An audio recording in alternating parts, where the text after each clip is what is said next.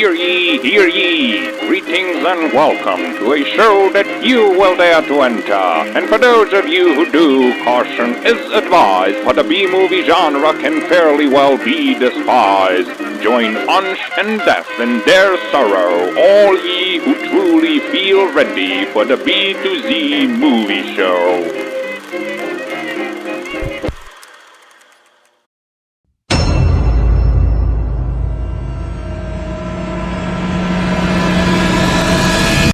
What is this fucking shit again that we're watching?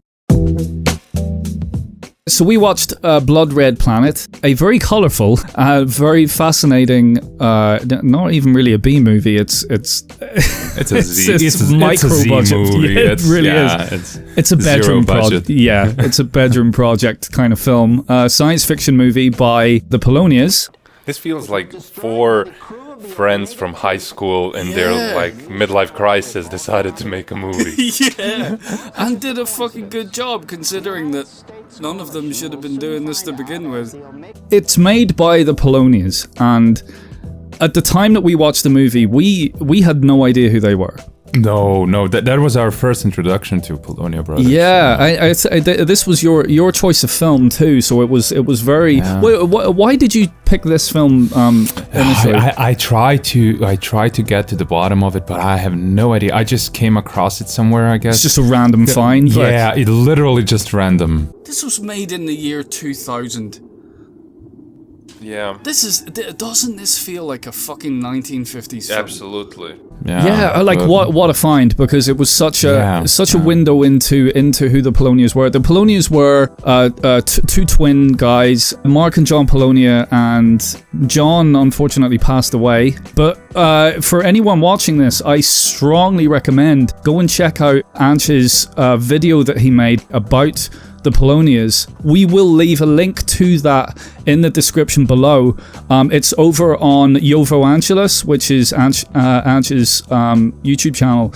Strongly recommend you guys go check it out. It's a really short video, so you can just, watch it quickly, and it won't take away much of your time. Yeah, but it's insightful. Like, regardless, it's very, very insightful. I thought it was an excellent kind of, again, a really interesting window into people that we had never even heard before we kind of discovered and came this. to love. Yeah. But yeah, Blood Red Planet. We we had no idea what we were getting into. After fucking seeing 2001, once he became middle-aged, he went to make his own film. But yeah, Jesus, he's fucking done exactly that. Well, not exactly, but not exactly, but he tried. It's a close approximation. When the movie opened, we were very against it. Like, for the first minute or maybe two, we were very against it. But so quickly we changed heart. Man, look at these minutes. That was a good miniature, man. That was good. Yeah, I actually like it. That was really good. It was it took time and effort to build that. Oh dear. It's amazing just to see how fucking hateful we were. Like, this is shit. This looks horrible. This looks very cheap. And then literally, like, the next scene was like, oh, this is so adorable. Yes. I love this. This is great. I'm completely. I love this so far. My God, Earthbase, you're not gonna believe this. I wanted to say this later on as part of the conclusion, but I just can't avoid it. I have to say it now. Every aspect of this film seems like it was a kid's project. Mm-hmm. Look, at least they made the film. So, I mean, yeah, it's bad, but they pulled it through. And that's like, hey, congrats, guys. Yeah, but, like, isn't that just the most adorable endorsement? Hey, you made a film. It doesn't matter what was in it. But you made a film. Well done, guys. Like, each scene was something that a 10-year-old did, and they were like, hey, Mom, look what I did. Do you know what I mean? And we kept mentioning it during the movie. It's like, this was their kid's dream. Yes. To make this movie. And then when they were like, late 20s, early 30s, they were like, okay, now we have $20 so we can make this movie happen, you know? I know, but you would think that sort of, like, they would have learned their craft by that point in terms of making movies, because, yeah, like, so many people, you know, aspire to be filmmakers when they grow up, but once you've grown up, you would imagine that the movie that you then finally do end up making isn't going to look as if you did make it when you originally had the idea back when you were 10 years old. Oh, man. Holy fuck. When the film opens, right, it opens with this establishment shot of what probably isn't a real moon base, let's face it, considering that it's made out of, like, old computer parts and a spatula. Yes! Wait, whoa. It's like straight away it's like, right, okay, fucking hell, you made a moon base, and that was the first part that made us change our hearts. Like, we were like, this is adorable, there's a spatula you made there, this. And holy shit, like, wow. It's like Amiga 600 plus level computer graphics of a rendered animation of a planet on his screen. And then we get a CRT screen. A CRT screen. And then we get a close-up shot of a desktop computer speaker and a flashing red light. So shit is going down. You know this is serious, yeah. Oh, you know this shit's about to happen. And, like, immediately from the opening scene, everything is color. There's just color everywhere. It's such a vibrant film in that regard. Well, at least they got the lighting right. It goes from green to red. It's science fiction. He's looking at this on the screen and he gets attacked by the alien Bajuju stuff, whatever the fuck that was. But yeah, his head blows up, and then so does the base, I think, as well. Wait, did he just blow up? Yeah, I think his mind blew up. This film features an absolute shitload of CGI, and I know at the time we were watching it, we were kind of on the fence at the start about whether or not it was them that made it. Did they do those graphics? Because if they did, fair play. I genuinely do not believe that they made it, right? Because I don't think so either. No way, fucking way. There's far too much visual disparity between the live action effects and the CGI. Oh no. Okay, maybe they did this. Yeah, I would imagine that they did that, yeah. Yeah, this looks at their level. And bearing in mind that this is a movie from 2000, so even, 20 years ago, this wouldn't have been that easy to fucking make. And if they had that kind of talent on hand, they would have used it, far more. So, again, they had a base that had a spatula as a radar dish. So if you are capable of making really advanced, pretty goddamn good-looking, three-dimensional fucking computer graphic spaceships, you don't need a spatula. You don't need to raid your mother's fucking kitchen cupboard, right? You could just do it all in post. I can't believe that we actually at one point considered that they maybe had done the CGI for this. Were we that optimistic about things? We have something that attacks the guy on Earth and his fucking head blows up. I thought maybe it was just the pressure of him having to act convincingly in a Polonia movie, but who knows, but his head blows up. And then we have people that have to go exploring on an alien spaceship, which of course means spacesuits. Look, it's bottles, plastic bottles on their backs. And they've got dust masks because they're on an alien world. So you have these two heroes who are on Omega 1, which is the first spaceship that gets to rescue the moon base. And they have dust masks on. They have protection goggles, which very common. Yeah, safety goggles. And especially the one of them has glasses beneath the protection goggle, which I loved. Right. It was so cute. And then they have water bottles on their backs as oxygen tanks, and of course a turtleneck.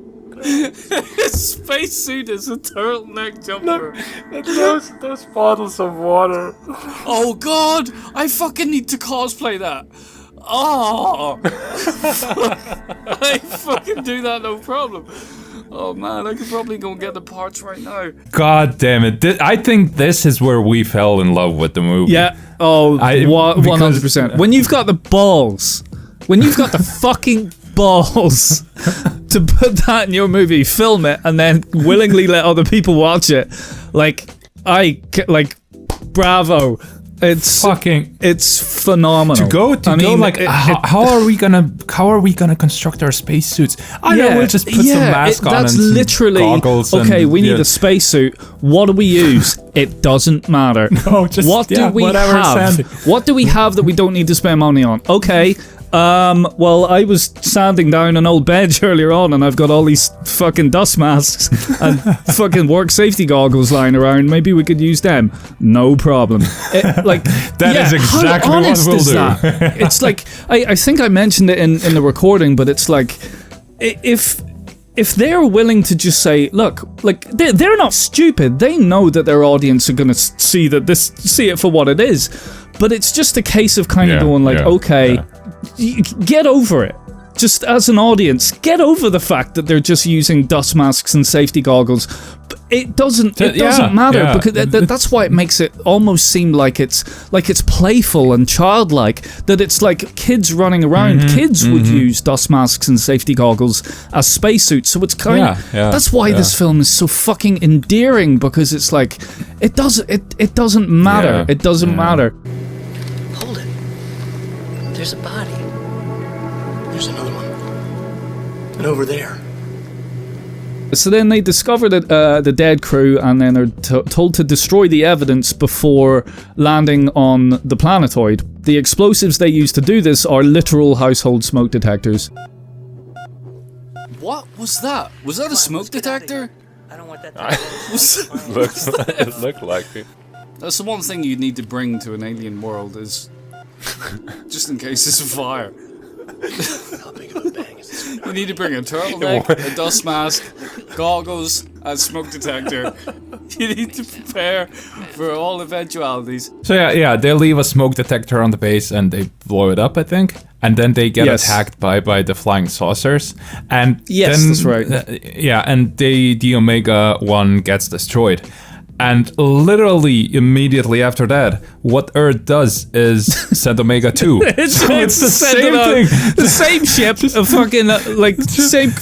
same crew, but just instead of 2 people, we'll use 5 now? Yeah, we'll send a couple more people, but we're going to send an identical ship. You go and do the thing that the first mission failed at, but just do the same thing. Don't do anything differently. But if I also may mention the interior of the Omega ships, like what they use the sound padding foam, and on the Omega 2 they use the Apple plastic trays. They changed the sound padding with some egg carton. Oh yeah. Plastic. Oh dude, I've got this on my fucking wall. This I've got it.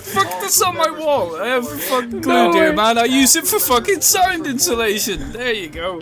Is it like styrofoam or something? I don't know. It's futuristic though. At the time, whenever we were recording this, they were all over this wall because I had only just started to redecorate this room for doing recording fucking audio and stuff, and I didn't have the proper sound insulation panels that I have now, so I just had these cardboard shit that fucking fruit gets sent to you in, and they were all over the walls, and as soon as I seen them I was like, fuck yeah, I am in my own spaceship. Maybe I should get a fucking dust mask as well.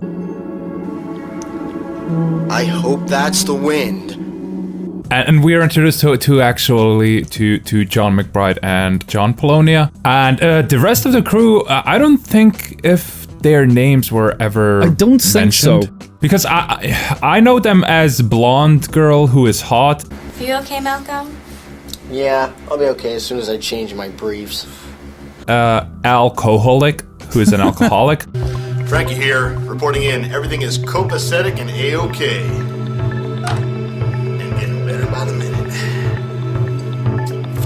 And Def's favorite, I have it written down as Def's favorite character, the doctor, because you hated him while we were watching. He's the director. He's gotta be. He's got no hair. He wears glasses. Doesn't look like he belongs in the film. They have to be thousands of years more advanced than us. Right, so you have this crew, right, and including, as you've said, right, this hardy, brotastic fucking soldier type. Grow up. Oh, I'm up. Oh fuck. Oh, God. Fucking hell. Who drinks constantly and thinks it's hilarious, and everyone else is okay with it, despite them being on a crucial mission to save mankind. You are actually like the top like space guy on Earth, because Earth sent you out to fight fucking aliens, and you're constantly drunk. You're constantly drunk and drinking in front of everyone. Like, okay, fine, whatever. Work. Just, like, don't give him the keys to anything or any weapons or any responsibility whatsoever. Because there's no way that he isn't fucking drunk at every single second of what it is you're paying him to do. Dude, you're flying a fucking spaceship. Maybe stop drinking. And we are also introduced to Cal. What is that? I wonder what that's a reference to. Yeah. It sounds very, very familiar, but I can't place it. Cal's a very interesting character in and of himself, because, like, Cal has got some really serious self-esteem issues. It's my fault. I didn't pick up any life forms. I feel very bad. Very bad. For a super sophisticated AI futuristic robot, he, you know, someone needs to put the arm around him and tell him he's okay. And he is very much overwhelmed by his emotions, too much so for an artificial intelligence. I think I am afraid, Captain. I'd go fuck yourself. I need to take some time out to think about things. I like it. To think about my feelings. Like, because obviously they've tried to make Cal relatable in the way that Hal was in 2001, but it just comes off as if they've programmed him badly, because he just genuinely seems depressed or something, you know? I'm honestly expecting Cal to say, I need to go for shit before I give you any more information. and the fucking computer sound effects are also the sound effects in this movie are fucking amazing. I like how they gave Cal those like stock sounds of a computer, like that's how computers sound. Calculating. I am a computer. There's literal pew pew of the guns that they use. Literal pew pews. I love that they're literally using pew pew pew. Yes. Yes. They're using the pew pew sound. Like, this is only 18 years old. It's magnificent. It's amazing. But do you remember as well? Do you remember the microscope? Is that the noise that a God, that the microscope makes? Well, it's the future, dude. Everything makes a noise. My microscope's broken. Right, they've just been selected for this super, super important mission that is basically guaranteed to fail because you're doing the same thing as the last people did and they failed. So they have a very important briefing to get up to speed on the plot of the film, but the captain decides to be a complete dick about it and ruins it for everyone by standing in front of the projector. We're heading to has been referred to as It's the flickering. I think it's from the projector. Oh yeah, okay. But it would just be in your fucking eyes. Why would you stand there? Yeah. Like, why would you consciously choose? Could you imagine that in a meeting? It would just be like, sorry, sir, could you get out of the way, please? No. Doesn't it hurt your retinas, for fuck's sake? I can't understand crucial elements of the plan you're briefing us on. Can you move? No. Like, get out of the fucking way. Like, it's amazing. And one of the crucial elements is that we learn is that the aliens are dozens of years more ahead of us. You really Dozens of years? No, it's my biggest fear. Aliens that are dozens of years advanced. My God. What a threat to mankind. No, dude, no. This breaks my fucking heart, right? When we watched it sounded like dozens, but he says thousands. They're beings. They have to be thousands of years more advanced than us. No! He does! I know! That was my favourite part of the whole fucking film, was that the aliens were dozens of years more advanced. Because we made so many jokes about them being just 12 years ahead of half us. the fucking thing is us taking the living piss out of the film because it was dozens of years advanced. Thousands. I know. I was listening to it last night and I was like, fuck no, he said thousands. 2000 shit! Just because a race is far more advanced does not necessarily... Far more, like 20 years more. A dozen years more. Screw science. We just can't understand them. But yeah, they then get attacked by a UFO. I have written down, but I don't think it's of any significance. Oh, maybe that does actually make sense though. When they had that, right, I'm just guessing this, but whenever they have that kind of space fight thing, which is adorable and hilarious and wonky and terrible. Captain, they're getting closer. Not close enough. Hold. Right, maybe after that that's the reason why the guy has to go out for a spacewalk. Yes, exactly, because their ship gets damaged in this fight. That spacewalk, by the way, is that fucking Jesus gold. Christ. Oh Lord, okay. Okay, here we go. Like, first you get the montage of him putting up more of a spacesuit than just Yes, dust it's an mask. actual helmet. Do you know what? I guarantee that was the one thing where they were like, okay, he's actually going into space though. Do you think people really will accept that he's wearing safety goggles and a dust mask? I'm telling you, there's nothing out here. Get away! Like, okay, on an alien world, maybe there's a lot of sawdust lying around, maybe that's what they need to protect themselves for. But in space, no, we need to find a helmet from somewhere. No, look at the background. Oh my god, no. Yes. Yes. Oh, man, I got goosebumps. I really got goosebumps. Like, we got to know that the captain has had this past where he led a mission to somewhere and everyone died, so he has PTSD now. But that never gets explored No, further. it doesn't probably get explored, and it's kind of throwaway because that bit of backstory about the captain and the failed recon mission is delivered by, like, the very definition of an unreliable narrator, as it's told to us by a drunk crew member immediately after being told that he is a danger to everyone else and to stop drinking and focus on the mission. Don't make me report you. Every one of us has to be in top mental form, and if we're not, then we're jeopardizing this mission. Like, she literally says that to him, and then he drunkenly tells her, well, fuck you, I know about the captain, wait to hear this gossip. So, I don't know, maybe it never even happened. 4 years ago on a recon mission, his whole team got wiped out. Very messy. I remember it was around this point that I wanted to complain about the casting decisions. And yeah, that is a question that we also discussed while watching it. Like, how did you get these people? Did you actually have some casting, or did you just ask your friends and family to be in your movie? Like, was there an audition and he was really the best? Yeah, he was the best of the bad bunch. You know what? You really blew me away in that audition. Yeah. Because you were the only one in it.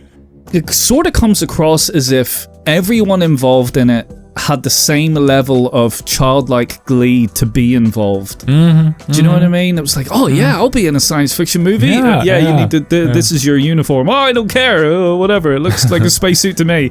I just want to be in a movie. Yay. Yeah. It just that excitement. Look, I'm going to be completely honest with you. If someone came to me and said, "Listen, we're making a science fiction movie that does not have a budget and has no special effects. Would you like to be in it?" Oh my god, I would be up first thing in the morning every day, first one on set. You had me at hey you.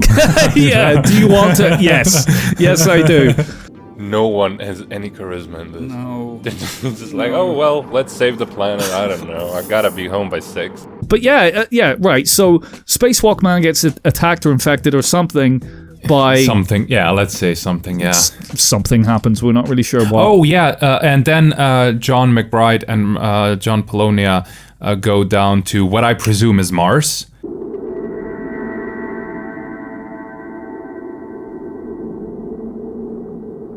But while they're on Mars, on the spaceship, there's complete chaos because shenanigans. the alien attacks the doctor first. Oh no. He's talking to like a wall of special effects, and then the special effects disappear down a hallway, and then that's when we have our introduction to Mr. Wiggles, Mr. Wiggly Fingers. Yeah, Mr. Wiggles. Mr. Wiggles comes in. Oh, what the fuck? Whoa. Okay, maybe this is where the budget went. And yeah, him and the scientists get to know each other. I wouldn't feel comfortable anyone standing this close to me, and especially not an alien being. Yeah, especially someone that looks like that. I don't understand. Wait, look at his arms. Look at his arms. My God. I'm scary. Which doesn't end very well for the scientist. Oh! Surprise attack! Didn't see that coming. Yeah. And things No happen one saw it. behind the curtain.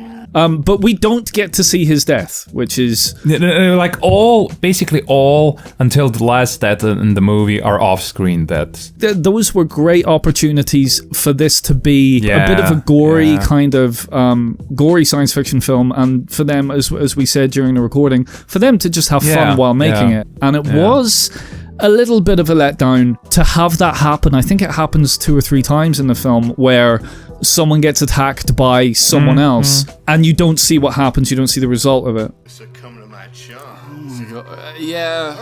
Die. Yes. Can I see him die, please? Incidentally as well, whenever Mr. Wiggles sneaks up on the on Alcoholic, Alcoholic is busy typing on a keyboard that is connected to a CRT monitor that is turned off. It's turned off. There's nothing on it, and he's like, duh, duh, duh. "Oh hey, you can smell your perfume. You smell like shit." And then he gets killed, or well, whatever happens to him. What's that new perfume you're wearing? It stinks. So then we have fucking brilliant. We have a gearing up montage. Oh god, another montage. Dude.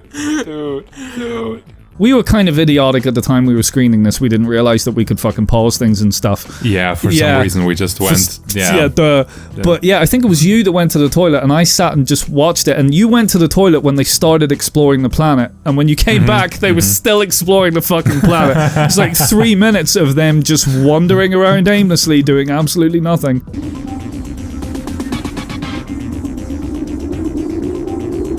He throws the explosives. He throws the explosives on the ground, and it blows up a hole in the ground, which allows them to proceed. And the guy that he's with says to the captain, How did you know that? Just a hunch.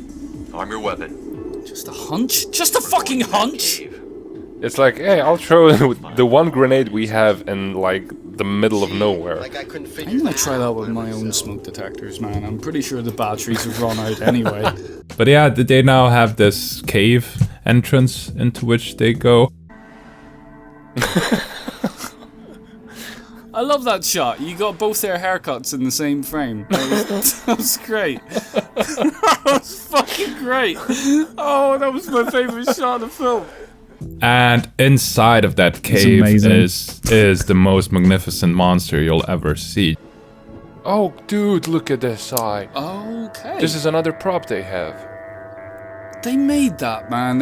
That's... I have to give them props, so to speak. honestly, one of my favorite film monsters ever. I've described it as a one-eyed penis giant with legs. The intention was... Oh, dude, they have... Oh, my... Oh, no. Oh, my God. Oh, sorry, and teeth. And teeth, it does have teeth. Who kills one of the directors in a scene that completely makes up for the lack of death shots from earlier. Yes. Yes, it's eating him. It's eating him, dude. Because because the monster it kills John Polonia and it starts munching on him, and you can see the sounds. Save yourself, no. Oh man, oh man, oh man, I love this.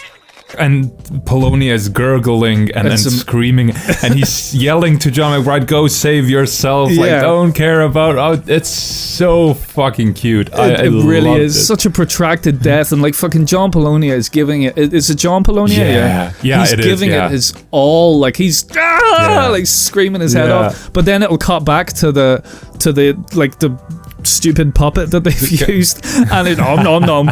I love this. The gargling noises. Okay, they showed us one dead, and it's awesome. Oh, you made up for everything, movie. And you can kind of see his mouth like moving and wiggling like with this terrible looking like toy in it. Oh, it's fucking brilliant. You bastard. Pew, pew, pew. This is fucking unbelievable. This movie could so easily have just they could have just wanted it to be like a satire of the science fiction genre, but that's not what this movie is. This movie is a genuine, legitimate attempt at making a science fiction film, but it could so easily have been played for laughs. But a perfect example of that is that monster, because like my favorite part of possibly of the whole film, the noises and the voice, the noises that the monster makes and the voice that the monster talks in. It is what we want. I love that the fucking after he's spoken, he goes. Rawr. So he's like, we are trying to take over your planet. And then starts growling and. Now watch your species die.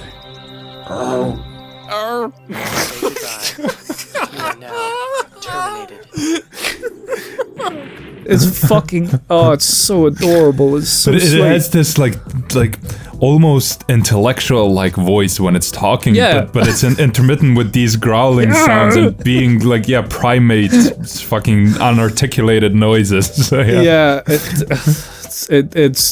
it's fucking glorious. It's unbelievable. Rawr. He sounds like the suburban Sasquatch guy. Rawr, rawr, rawr. And then the movie actually ends with the news news anchor, and he literally says, "Well, there you have it." Yeah, he does. Well, there you have it. Well, there you have it. Now I'm gonna go home because Maud made dinner. That's Earth Space News signing out. Well, there you have it. Okay. There you have it, Alan. Yeah, that's it. That's the movie. Thank you.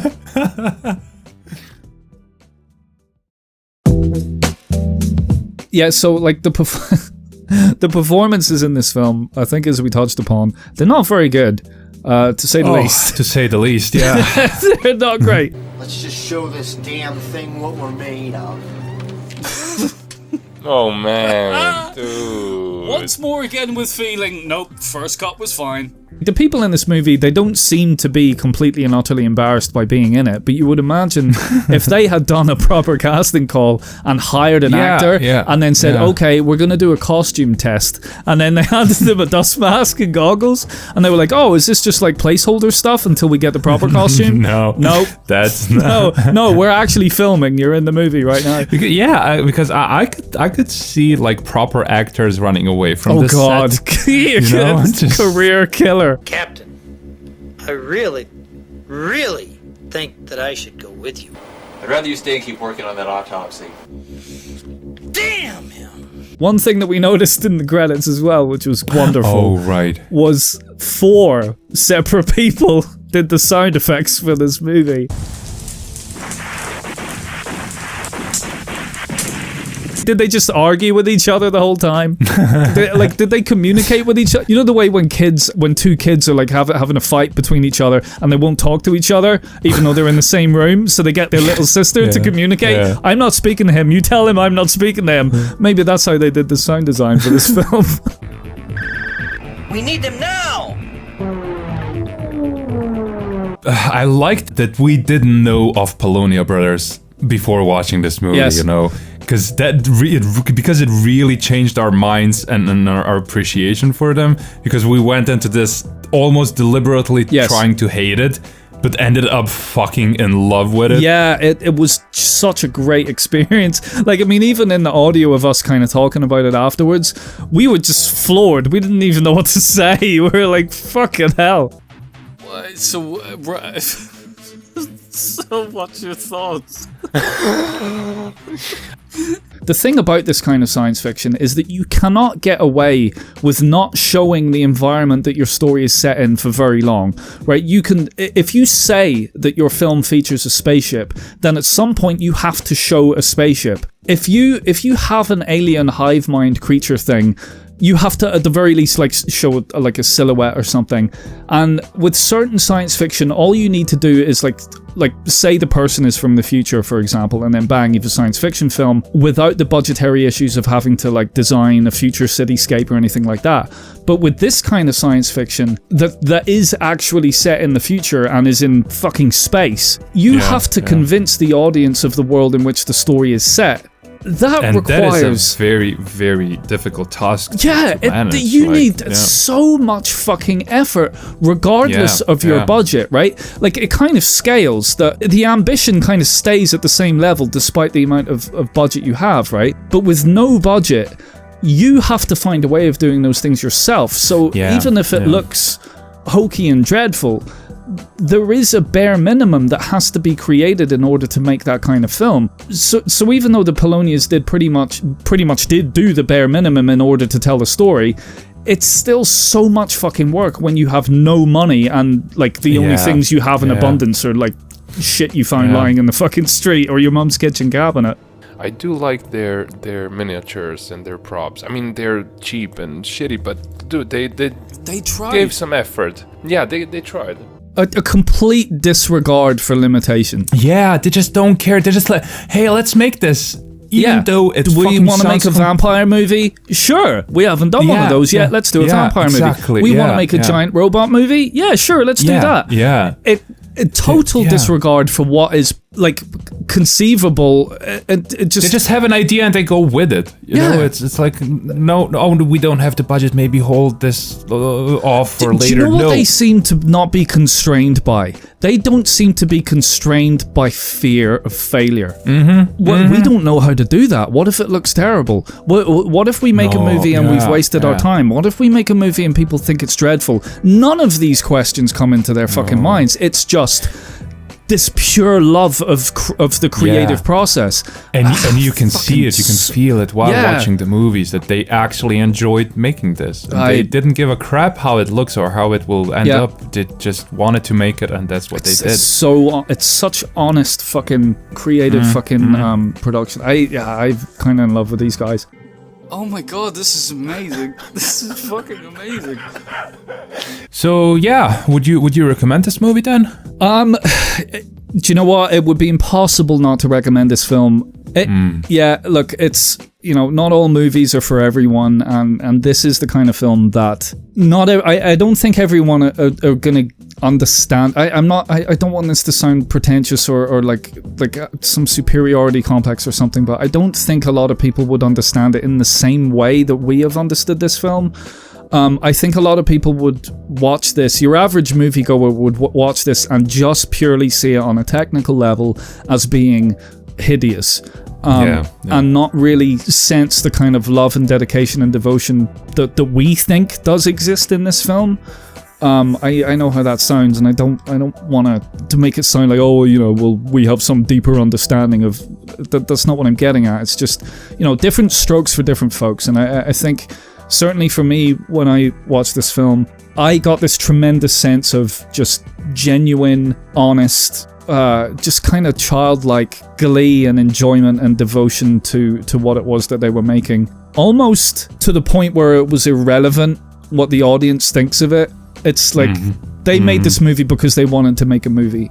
And if that happened to entertain other people, great. But, you know, when they stopped filming, their job was done because they had already enjoyed themselves. You know, that's maybe I'm romanticizing it, but that's how I like to look at how they've approached this film.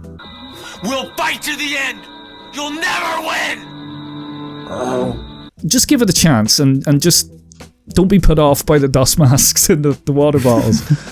Just watch it and enjoy it and enjoy the ride, because it's fantastic. It's like maybe we are a bit romanticizing it too much, but I'm fine with that, to be honest. I feel okay with potentially giving them more props than they maybe deserve or not. But yeah, even whilst watching it, I remember saying that this movie already like has a place in my heart. I constantly kept repeating how adorable it is. And as you said, it's such a great example of a B movie, because it portrays how much of an ambition, how much of an idea they had, and their creativity, like horizons, how far stretched they were, and their production restraints, which kept them back, but still they like overcame that and they made what they wanted to do, and it really feels like they just wanted to make this movie, and once they were done, they were like, yep, we're happy with this, let's move on now, you know, no regrets, yeah, we did it. Would you recommend this movie? I think that's kind of obvious. Yeah, absolutely. As you said, it is so entertaining, and not in a laughing at the movie entertaining, but so entertaining because of the effort the guys put into it, that I would actually recommend this to anyone. But just watch this and try to think, if you would be able to make something like that. If yes, how would you approach it? If not, then why would you not do it? And so it's just as a like brain experiment. Watch this movie and just think about the production of it. Yeah. Say goodbye. You are now terminated.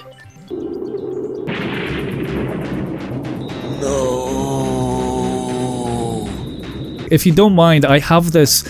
There was something I saw on IMDb last night, and it sums it up fucking brilliantly. It was in a review someone had written on IMDb, and it says, "This movie is a testament to the indomitable spirit that resides in every man, woman, and child on this planet.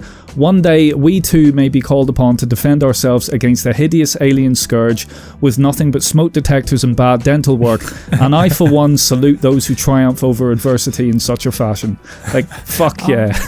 That is so amazing. Oh, I love that. I read that and was like, oh. Yeah, that's so that gave me the cool. warm feeling. Yeah, it did, yeah. Yeah, bravo movie. Fucking love you. Yeah. Oh, absolutely adorable movie. Absolutely. I couldn't have said it better myself. This is Earth-based Channel 1, signing off until tomorrow. Peace to all.